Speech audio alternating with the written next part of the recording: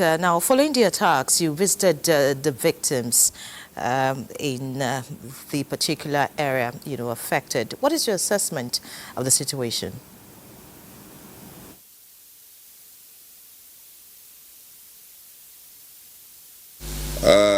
At the moment, can you hear me?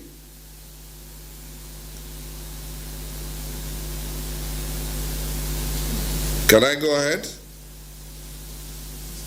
Yes. At the moment, what we are trying to do is to look out on how to ameliorate the difficulties that the IDPs are facing by deploying all the relief we can deploy.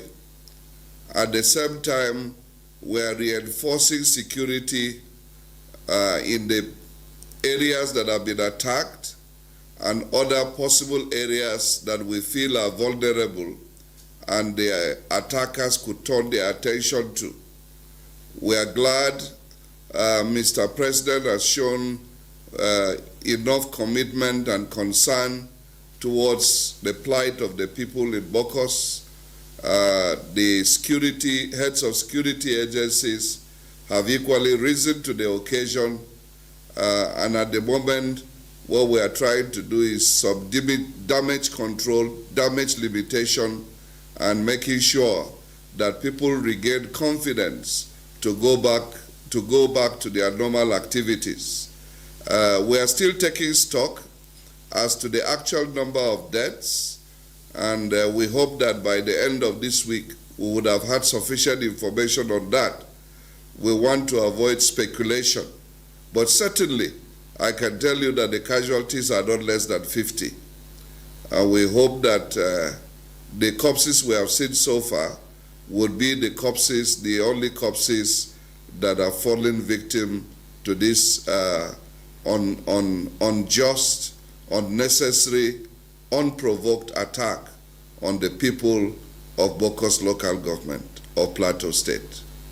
Your Excellency, it's indeed a very sad development, and of course, we're sharing your grief. But what measure has the state taken to end these wanton killings?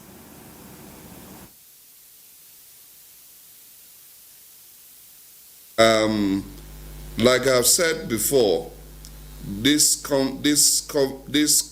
attacks did not just start today. They've been going on for more than a decade. It has been a repeated cycle of violence.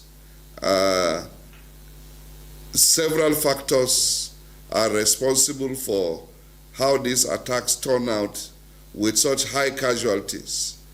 Because one, the area lacks sufficient communication facilities. The terrain is quite difficult sometimes for security agencies to go into. Now, what we are trying to do is to deal with these matters headlong, see how we can open up more of those rural roads, and as well, we are discussing now how to facilitate better communication around that area. But by and large, we have reinforced security, and we are continuing to do so. We want to trust God that the boots we have on ground now will be sufficient to be able to man those porous areas, especially in the communities that border the state and other states. This particular section of the state shares extensive border with Nasarawa State in a town called Wamba, to be precise. And it has been known to be so porous over the years that we think that by God's grace, because of the topography, it's a bit challenging, but we will take further steps with the collaboration of the federal government to make the place more accessible.